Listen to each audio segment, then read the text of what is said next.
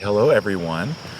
Bringing you a special edition, little lesson and exercise here today.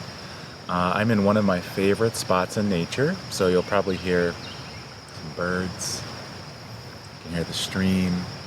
There's trolley tracks on the other side of the little stream, so we might hear a trolley go by. But this is a spot where I come almost every morning and enjoy my coffee and get my day started. And so I wanted to teach you today about a concept that is very much prevalent in Eastern traditions, but really since the 15th century AD in the Western world, has really been suppressed in a lot of ways and misunderstood. And so I want to kind of unpack this idea of us as human beings being an organism, a single organism referred to as the body-mind. One word. Some of you might know we have a head brain, obviously. We have a heart brain, we have a gut brain, and we have neurons throughout our entire body. And, I think really out of necessity, in the 15th century, Descartes very much created a separation in a sense. It was kind of like a deal with the church. It was really a deal with European culture and religion and society to say, all right, we can do medical research on the body because the soul and the spirit, that's all in the head. So this idea of mind and body being separate was just a sort of historical kind of convenience. It was a deal. And in Eastern traditions, and now in modern medicine, what we're discovering is that we're one body-mind, that, yes, mindset is important. Yes, all of the psychological things that we do to better ourselves, some folks walking by, some kids in the woods, all those things that we do to sort of work with the mind are good, but they sort of leave out the pathway towards connecting to the body-mind. So that's what we're going to kind of talk about today. So we'll have a little exercise, and I'll teach you a little bit about body-mind and where that term came from, some of the research around it, and how it applies to you and why it matters. And really the reason why it matters is plain and simple. When you are not taking into account your body mindset, what the entire organism is doing, much of which is being decided outside of your conscious awareness when you're not paying attention. When you're only paying attention to your mind, your brain, this is head brain, which is much of our Western culture, all the medicine we distribute, a lot of the psychological techniques, a lot of the mental health approaches only take into account the head. A lot of wellness approaches, a lot of learning approaches. And again, not bad, but there's this mind-body connection, so much so that we are a body-mind. So just to get started, this is an exercise that many of you know, and if you're learning it for the first time, I'd say 75-80% of you will just go right in. And some of you might need, to practice over time, but that's okay because you're developing the neural pathways to connect your head brain with your nervous system, because that's not encouraged by our culture and our society, even our medicine. Like, this is the revolution that's coming. So just go ahead, and if you're able to, follow which steps resonate with you or what you can follow. If you're doing other things while you're enjoying this lesson, that's fine. You might not be able to close your eyes, as we're going to do in a moment, like if you're in a car, for example. But you can try the other parts of this technique. And this is really a technique that puts you into coherence with your body-mind. It allows you to sort of 100% be not just taking advantage of the cognition in your head brain, but embodied cognition, all of the thinking and information processing and decision making and awareness that is in your body. So we're kind of opening up the pipeline of the central nervous system to allow that information to flow through so that you can be more fully aware and more fully present. And it's pretty amazing. You'll really start to notice shifts in your life. So go ahead and, just try it out. So get comfortable. Notice your body. Just noticing the sensations in your body is actually, would measurably, if you were hooked up to biometric equipment that was measuring skin temperature, blood flow, all that kind of stuff, perspiration, all the different body markers, as you're moving your attention around your body now, even just noticing maybe where you're tight, where you need to stretch, where you're feeling good, what the air feels like on your skin, the clothes feel like on your body. Maybe you need a sip of tea or water. I've got my coffee, very low acidity coffee, which helps. And just allow your eyes to fall closed. That's right, noticing what you notice in your body, your feet, your hands. If you're leading other people through this, you would lead it the same way as I'm leading you, or how you can lead yourself in the next couple moments. A little mindfulness, self-hypnosis. Just do an impromptu body scan. Let your eyes stay closed, let your jaw loosen, let your tongue weigh heavy at the bottom of your mouth, and as you're breathing, just noticing what you notice in your body. Sensations in your legs, your arms, just a little impromptu body scan, leading yourself around, noticing what you notice inside. Any sounds around you, either in the recording or in your space, any distractions, they just bring you right back inside. Maybe to your breathing or to whatever sensations you're noticing. And really notice, is your jaw loose? Really drop your jaw. Let it fall open. You can even do a little face yoga, stretching it left to right. You can open your eyes for a moment and look at the recording to see what I'm doing. And as your jaw is dropped, dropping your tongue to the bottom of your mouth. And again, many of you know this practice, but this is a daily practice to really fully activate the body-mind, which we'll get more into the history and the science of after this intro exercise. It's just allowing your jaw to be loose, letting your tongue weigh heavy at the bottom of your mouth. So the back of your tongue almost pulling down into your throat a little bit. The tip of your tongue touching the back of your bottom front teeth. Checking in with your jaw, your tongue. Just beginning to notice your breathing. Noticing in your chest and your gut sensations, where you're tight, where you're loose, and not so much trying to change anything about your breathing. It's just being aware of your breathing.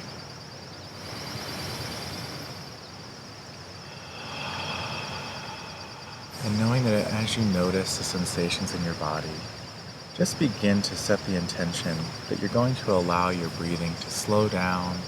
You're really going to let that exhale gently leave your body, maybe even extending it to 3, 4, 5 counts over the next few breaths.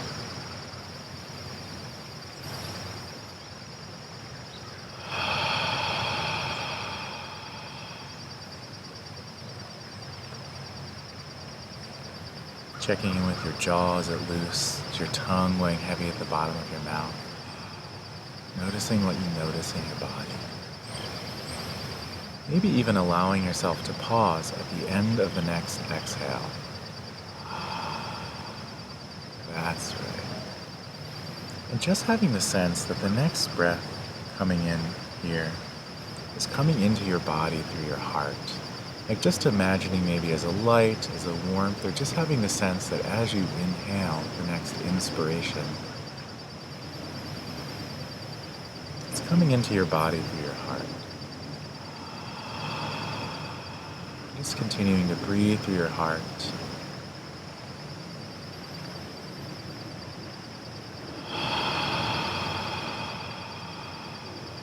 Pausing at the end of the next exhale. Breathing in through your heart.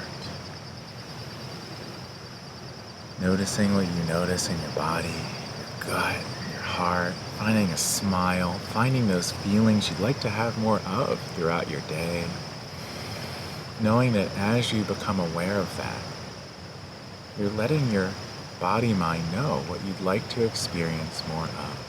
Just beginning to feel your legs and your arms, the chair you're sitting on, the temperature of the air around you, wiggling your fingers and toes and coming back into your space. How was that exercise for you? Just taking a moment, look at the room around you, maybe touch the chair, touch your desk, touch something solid. And you can do any little part of that exercise. And really what's happening is, if you're a teacher, you're putting yourself into the optimal teaching and learning state. If you are an educator, you're a person that leads meetings, leads groups of people, you can do, even just at the beginning of a meeting, everyone loosen your jaw, drop your tongue, and take some nice deep breaths together.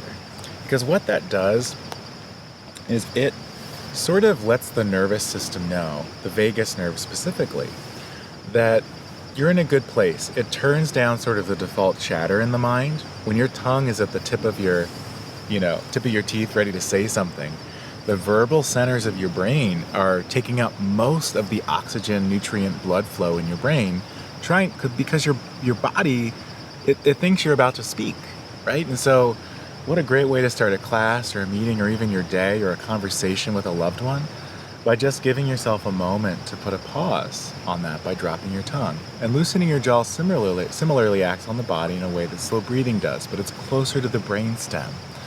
So you see, what we're trying to do here is really activate the full body mind. And you might notice that you're feeling a little different after. And each time you practice a component of that exercise, maybe it's with your coffee in the morning. I do it before I get out of bed for 5 minutes. I do it throughout the day for a moment as I'm going from thing to thing, room to room, just loosen my jaw, drop my tongue, slow my breathing. You develop the neural pathways that just sort of start to become automatic over the days and weeks and months that you practice this exercise or any variation on it that works for you. Your body is learning how to automate it. It's going to start doing it automatically. So the term body mind in Western science was coined in the late 70s, I believe 79, by a researcher at a university in Hawaii. And you can look up his name. If you look up body mind on Wikipedia, it's down there. And he wrote his dissertation actually on the sort of science of the body mind and Japanese Buddhism.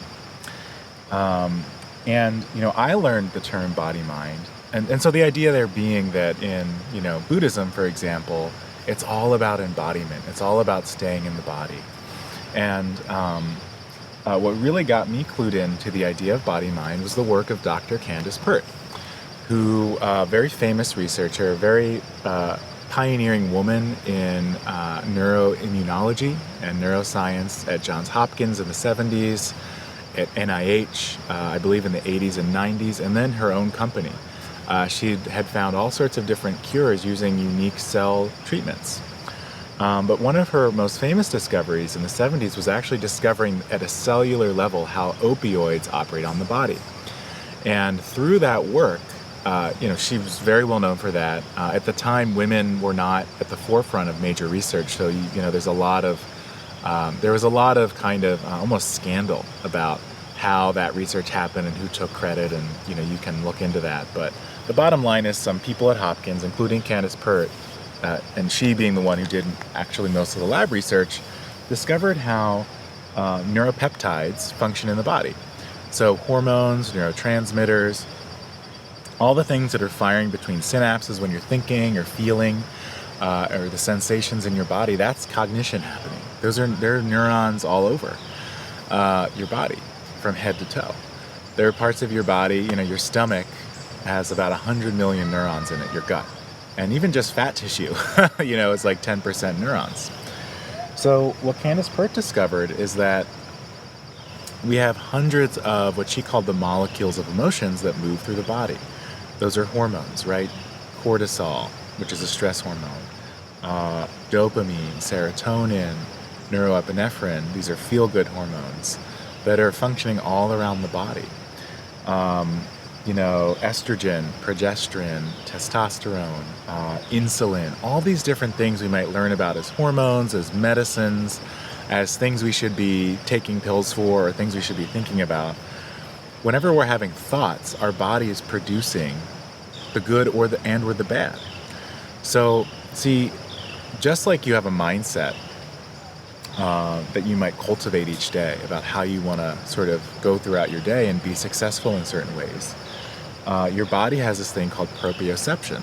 So when you think of something from the past or a potential something in the future, your body actually simulates the feelings of that. So if you have triggers or negative patterns or associations, feelings, bad experiences that are referenced, proprioception creates them. So the sort of mindfulness allows you to dial that down and begin to choose more how you want your body to function. So we've got some more folks walking by. So as that relates to this practice that I'm teaching you now, you have a part of your brain called the default mode network. And this is a term coined in the early 2000s. It's probably something we'll all hear a lot more about in psychology, psychiatry, mind-body medicine, and even medicine over the next several decades.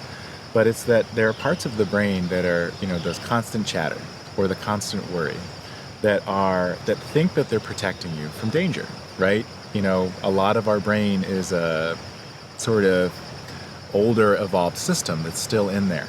So our brain is always trying to prevent us from doing new things, to be honest, our default mode network, our default mindset, because the brain can't know how new and different things are going to play out. So the reality, though, is that system evolved to protect hunter-gatherers from lions, tigers, and bears, and saber-toothed tigers. And it did not evolve for modern life. So we want to think about a body mindset, because proprioception is the body's version of the default mode network. Just like, when you think of that new thing you haven't done that, you kind of want to do and everyone's pushing you but you haven't done, you feel that fear. The mind is doing something there and the body is responding. And oftentimes when we're in states of anxiety or overwhelm or fear, it's because these, hormones, these chemicals, these molecules of emotions, these neurotransmitters are pulsating around the body because we've thought of something, we've been reminded of something, we haven't taken hold of the pipeline by opening it up with the exercise we did earlier, such that our bodies, we're just observing our body doing what our mind told it to do. We create this negative feedback loop. So you almost want to reverse the spin.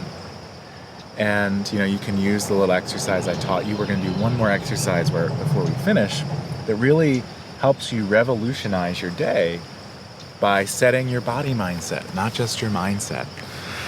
So,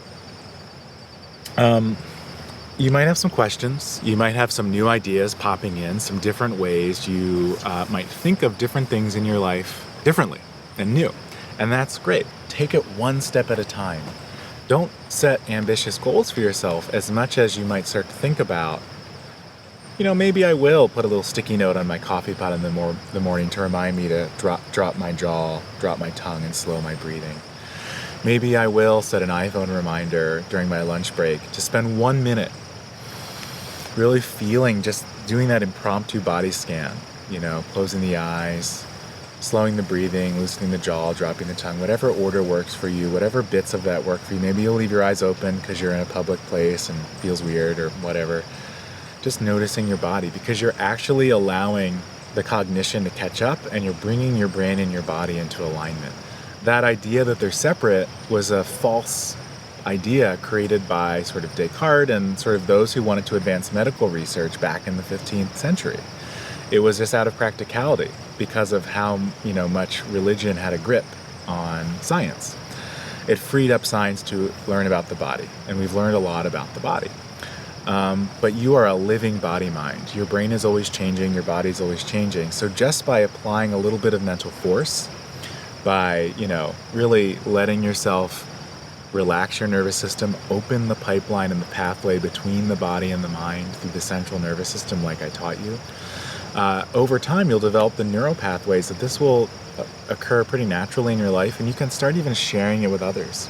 And you might even notice that, if you're a teacher going into the classroom, you're a leader going into a meeting or a large gathering where you're speaking, you're talking with people in your family, you're having conversations around your business with business partners or other people in relationships, and you just take a moment before that occurs to grab a hold of your state, to open up all of your body-mind cognition so that you are functioning at 100% power, instead of just like the 10-15% power that you're functioning at when you're only in your mind. And, you can even go for a short walk. That's a great way to stimulate. That's called enaction, not inaction, enaction, because it allows your thoughts to move somewhere. And then you're thinking about your thoughts. So small steps and inaction. How can you integrate this into your day, into your life, in these small steps to develop pathways? So this next exercise we're going to go real quickly through what we did earlier, just to get into the state. I'm going to give you a moment to do an impromptu body scan. And then I really want you to take a moment to engage in some mental rehearsal. Maybe you'll be visualizing things in your imagination.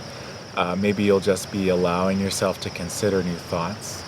And whenever your default mode network starts blah, blah, blah, blah, blah, or you feel sensations in your body, you just go right back to loosening your jaw, dropping your tongue, to your breathing, feeling the sensations in your body. Because over time, that's how you really train yourself. And you might even see, in the moments that I give you to imagine, you might even set an intention for what you'd like to see happening later in the day today, later in the week, in your personal life, professional life, spiritual life, whatever is resonating for you. And you might be surprised that you can visualize something differently, and you might even experience something differently. So just taking a moment to settle in. This will just last a couple minutes. Getting comfortable where you are, noticing what you notice about your body, sensations in your body, sensations on your skin, closing your eyes, dropping your jaw, giving it a little stretch, letting your tongue rest heavy on the bottom of your mouth. Noticing your breathing and naturally allowing it to show you where you're tense in your gut, in your chest. And just naturally allowing your breathing to slow down, like maybe the next exhale is 3 counts.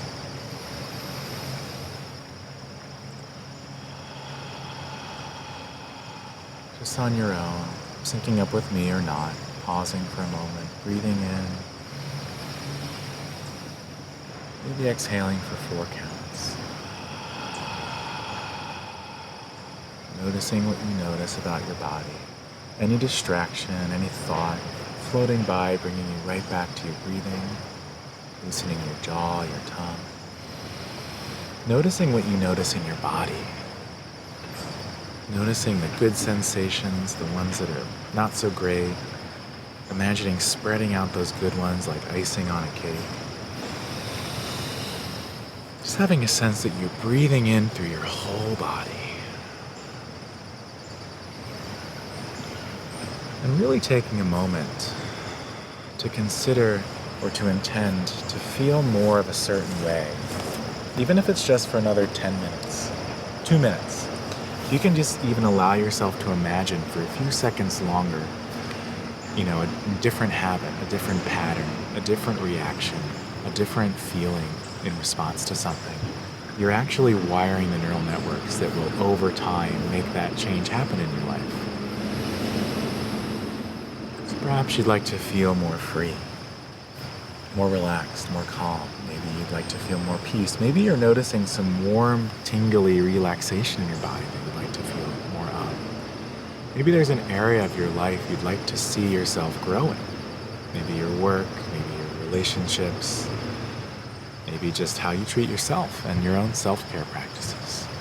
So just taking a few moments, going right back to your breathing. Anytime you feel proprioception create a negative feeling in your body, or you have distracting thoughts come in, just relax your tongue, your jaw, your breathing. Notice what you notice in your body. Just sort of visualizing, maybe even on a movie screen in front of you. You're sitting there in the audience perhaps, and you're just seeing something occur differently. Maybe it's you taking a short break perhaps in your day. Maybe it's you setting the tone for a meeting or a class in a different way. Maybe it's you just knowing that you'll be a little bit more clear with yourself about what's important. You'll be more in that I don't know state. And when you don't know, things can unfold in a new and emergent way. Even just for a few minutes. You can always have a plan. You can always go back to what you know. Right? But you can allow yourself to imagine something different, something new, letting your intuition come in, letting 100% of your body mind bring up these sensations into conscious awareness through your nervous system. Taking a moment, having the sense perhaps that you're breathing through your heart, imagining what you imagine and noticing what you notice inside, smiling knowing that you've done something different, that you have the tools inside of you. You have the technology that you're developing, that you're updating your nervous system. Finding that smile in your face, your heart, your gut, because you're learning. Even if you just listen to this little exercise a few times, half paying attention or not, latent learning is happening. You are getting what you need. And your unconscious mind is processing 97% of all of who you are in your body, your gut brain, your heart brain, your head brain, your vagus nerve, all the 12 cranial nerves connecting your body, wiggling your body around, adjusting as you see fit, and tapping into the innate intelligence that is you, processing and learning. Maybe in a few moments, you might want to jot a few ideas down. You might want to go and put that sticky note somewhere that's going to remind you how to hook on to your current routine some of these new little technologies that I taught you. Putting together what you know about the mind, the body, into this revolutionary body-mind system that is you, that is an organism, that in many ways is making decisions without you thinking about it. Unless you're really tapped in and really present, and you really have a solid body mindset throughout the day. So just noticing what you notice about that inside. Scanning your body, your arms, your legs, your feet, your hands, your gut, your heart, your neck. Beginning to wiggle your fingers and your toes.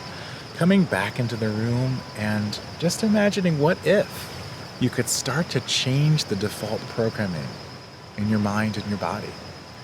So that without even realizing it, you just start to become, more of who you want to be throughout the day in your work, in your life, spiritually, personally, professionally.